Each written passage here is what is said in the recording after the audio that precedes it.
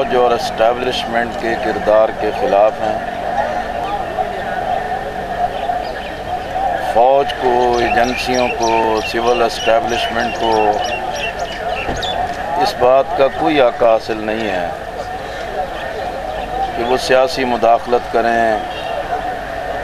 और अपनी तरजीह और अपनी मर्ज़ी से हुकूमत साजी करें और लोगों की तब्दीली की ख्वाहिश पर शबखून मारें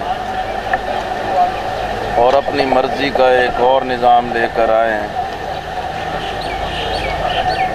लेकिन ऐवान सदर को या पाकिस्तान के किसी सफ़ीर को इस बात का हक़ हासिल नहीं है कि अमरीकी फ़ौज को और अमरीकी अदारों को पाकिस्तान में मुदाखलत के लिए बुलाया जाए, फ़ौज के ख़िलाफ़ साजिश की जाए। हम इसकी मज़म्मत भी करते हैं और मैं समझता हूँ कि पार्लियामेंट के अंदर नुमाइंदा सारी जमातें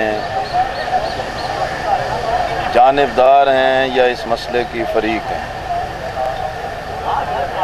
अब कौमी सतह पर गैर जानिबदार एक ऐसा कमीशन बने कि जिसे अवामी तायद और कौमी तायद हासिल